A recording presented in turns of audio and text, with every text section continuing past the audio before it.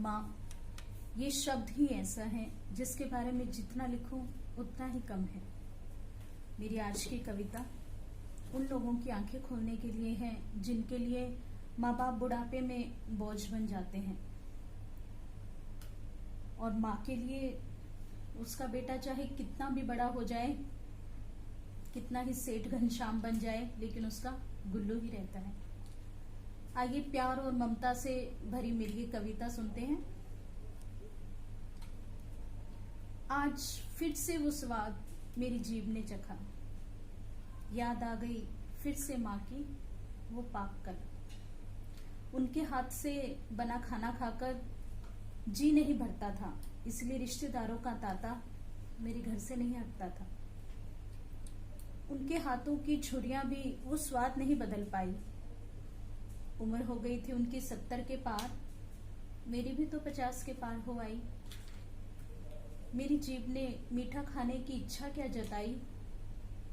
जिन घुटनों से वो उठकर पानी पीने को तरसती थी, आज उन्हें घसीटते हुए रसोई घर तक ले आई। अपनी धुंधली नजरों से लगी आटे के डब्बे को ढूंढने और अपनी झुकी हुई कमर पर हाथ रख कढ़ाई में आटे को भूनने।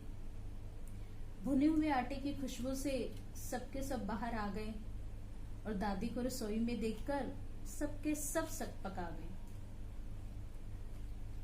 उनके बनाने का अंदाज बड़ा ही निराला था, जैसे उनका हाथ ही बर्तन नाप वाला था।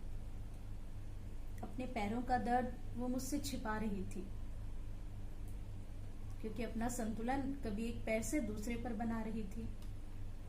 वो आज भी नहीं भूली हलवे को काजू बादाम और किशमिश से सजाना, क्योंकि उसे याद था मेवा से भरा हलवा मेरा चाट चाट कर खाना। जैसे ही कांपते हुए हाथों से हलवे को लेकर वो मेरे पास आई, तो उसका ममता भरा चेहरा देख मेरी आंखें भर आई।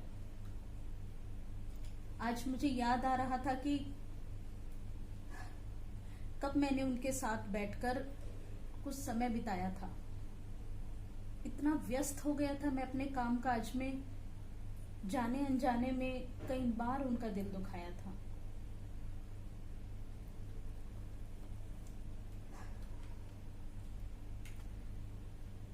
जब वो दर्द में करहाती थी तो मैं बोलता था, क्या इन घुटनों को लेकर सारा दिन करहाती है?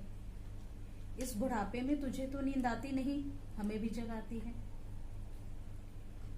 मेरी नजरें आज उनके साथ नजरें नहीं मिला पा रही थी, और मेरा सर आत्मगलानी में